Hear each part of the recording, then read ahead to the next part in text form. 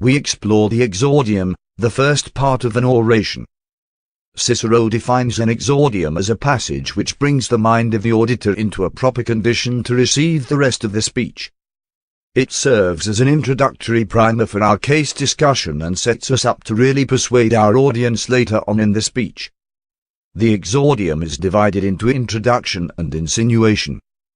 Introduction is an address which directly and in plain language makes the audience well-disposed, receptive, and attentive.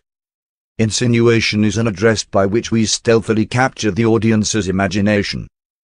There are 5 types of cases, and in each type we can change our strategy for exordium to increase its effectiveness. Those 5 types are honorable, difficult, mean, ambiguous, and obscure.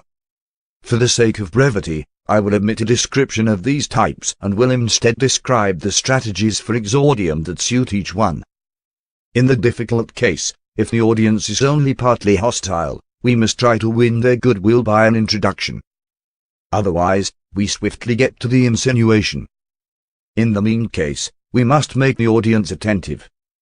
In the ambiguous case, there are 2 possible paths. If the case is a doubtful point, the exordium must begin with the discussion of the point. If the ambiguous case is part honorable, part discreditable, we should win goodwill so that the case may seem to be honorable. When the case is honorable, it's possible to skip the introduction completely. Finally, in the obscure case, we should use the introduction to make the audience receptive. Assuming the auditors of my own case are of the general public, my case is obscure and possibly difficult. Because of the obscurity of the case, my first goal will be to make the audience more receptive in the introduction of my exordium. I can do this by explaining the essence of the case briefly and in plain language. I will also show that the matters to be discussed are important, novel, or incredible, which would make the audience more attentive. My second goal, because of the difficult attribute of this case, is to win goodwill from the audience. I will do this by gaining goodwill from the person of my opponent, from the person of the auditors, and from the case itself.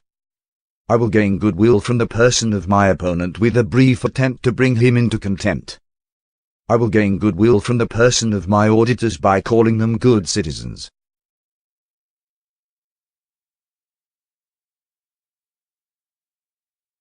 In 2009, former college basketball player of the year Ed O'Bannon filed a lawsuit against the NCAA.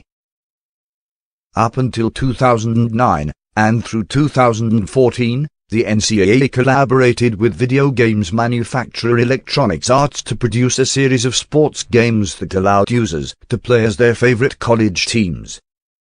The most famous of these games were the NCAA football and NCAA basketball series, which were major hits with consumers who enjoyed these sports.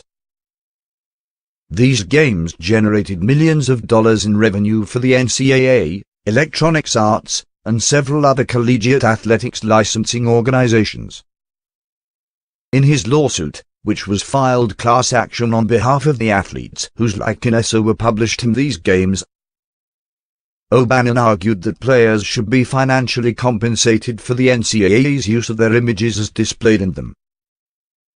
The NCAA has rejected O'Bannon's claims. They believe that to protect the essence of their sports they must protect the amateur status of their sports athletes. They believe that the introduction of money into their system would cheapen the product of their athletes' competition. I ask you to question in your own mind, as response to this sentiment. Has the introduction of money into pro sports made their leagues any less competitive? Further, wouldn't the very act of referring to their system as a product cheapen this system? Still, the primary question that you will consider in this case is different. This lawsuit has revived a dialogue on a question that has been asked in NCAA coverage for many years. That is, should college athletes be paid? This is an important question because it is closely related to an idea that is at the fabric of our society and economic system. Should workers be fairly paid for their labor? Being selected to give judgment on such a serious matter confirms to me that I stand the room of reasonable and good citizens. I believe everyone here, as a good citizen, believes that workers should be paid a fair wage, and so do the leaders of our government. Principles like the fair wage, principles of goodness and fairness, were the ones that led us out of such despicable systems as slavery. Now am I a person to make false equivalences? While my opponent may present a case that does this, I certainly would not and would certainly not maintain an equivalence to such a serious topic as slavery if it were not called for. To consider this case properly, I implore you to consider the potential goodness of judgment on it. Here you, the jurors, have the opportunity to right a wrong that has persisted for nearly 100 years. Associations like the NCAA have accumulated millions of dollars in revenue, while the ones who are responsible for their capital gain have accumulated nothing in return. Here you have the opportunity to continue the legacy of your nation's leaders, to abolish a slavery that persists in a modern arena. We explore the exordium, the first